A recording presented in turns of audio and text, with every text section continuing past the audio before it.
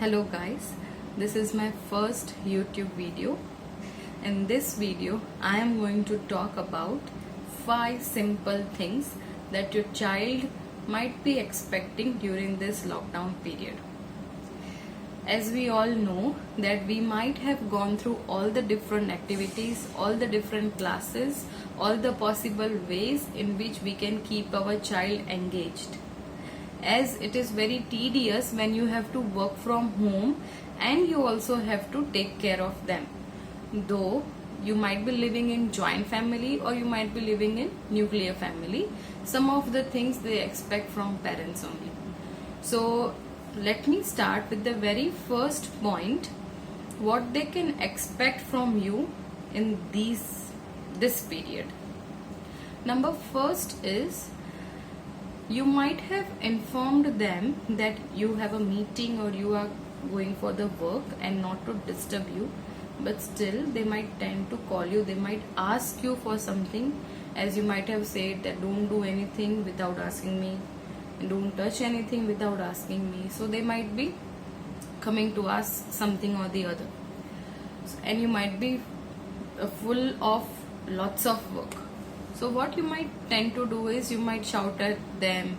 If they are 7 to 10 years old, between 7 to 10 years old, we are talking about that age group, then you might tell them, go away, why don't you understand? How many times should I tell you? You are a grown up boy or a girl, you don't understand or what?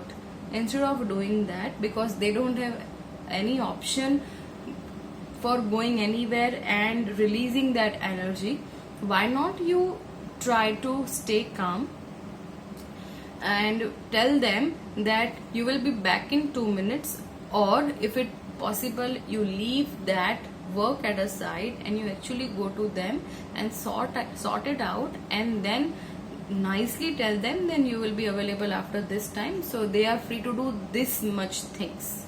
Okay. Second, you might be expecting that maybe maids might not be there, because in some of the metro cities many restrictions are going on, so maids might not be there. You might be expecting that at least they can clean the table for you, or they can at least mop wherever they were sitting and they have done mess, and they are not listening to you, as they might not be used to. What you can do is, instead of again shouting and becoming angry or saying, like you all might be going through video calls and phone calls, you might all be having a good friend circle, so instead of doing that, look at her, look at your friend, she's doing this, look at your friend, he is helping his mother in the kitchen, he has learned how to chop the vegetables. So you might start that you are not capable of anything. You start comparing. Don't do that, please. I request, don't do that. You expect same things from the teachers. Then as a teacher, I would also like to tell you that please parents, don't do that. Don't see and enroll your child in any of the activities. Please check their interest. Right now they might also be going through many things, but they might not be able to share you. Each child is not same. You might be thinking, okay, my child is able to share me, then everyone is okay. No, many children will not be able to share you. They will not be able to express when you keep on using such words. Okay. Number 3, after trying many things, they are still not listening to you. Okay. So what will you do when if such situation arises? You will stay calm, as I said. After 5 times, 10 times, you will take the gun and you will start firing, and you will not see that the child is actually not as busy as you are. If we just imagine, before the lockdown they had many activities, they were so much packed that they actually did not get time to talk with you. Now they have so much time that they actually want to spend it with you. And as you are working, then you might be feeling like that, why is the school still shut? At the back of mind, you know that it is good for the child, it is safe for them, but still you will be wishing that I hope I can be free for some time from him or from her, or if you have more than one kid, then you will be feeling like why not they go to their school or to their classes, or please someone take them from here. Yes, keep that thoughts to yourself. Please don't start speaking, because that is still a small baby. Like, actually not a baby, but they can't understand what is the impact. They don't know what is the impact on economy. They don't know how the future is actually on a toss. We don't know that. They don't know that. We are aware. Please stay calm in such situation. Don't panic, and don't throw frustrations on little children. Fourth is, you can actually give them some games. Let it be online games which are actually safe. Give such games.